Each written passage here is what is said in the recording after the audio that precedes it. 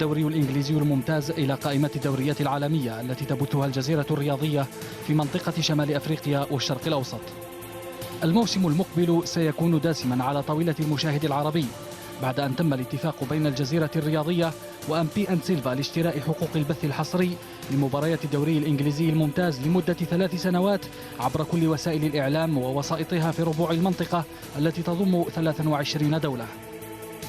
ناصر الخليفي المدير العام لقنوات الجزيرة الرياضية لم يخفي سعادته بالاتفاق الجديد، وأكد أنه يبرز المكانة العالية التي تحظى بها الجزيرة الرياضية في امتلاكها الحقوق الحصرية لأكبر البطولات في أوروبا، ويمنح تنوعا في قائمة ما تقدمه الجزيرة الرياضية من أطباق الكرة الأوروبية.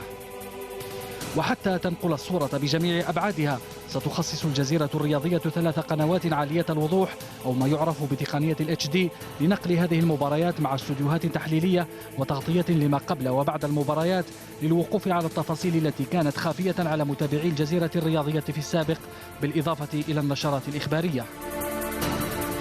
وبتراكم خبراتها والطاقات التي تتوفر عليها، فإن الجزيرة الرياضية تضمن لمشاهديها نقلا نوعيا في الشكل والمضمون باللغة العربية. وتستعين الجزيرة الرياضية في تغطيتها باللغة الإنجليزية بالإعلامي ريتشارد كيس واللاعب السابق والمحلل أندي جراي المتواجدين في قلب البريمير ليج منذ بدء تغطيته المكثفة على التلفزيون. مشاهدينا، هذه النشرة تزال متواصلة معكم من قناة الجزيرة الرياضية الإخبارية في قطر.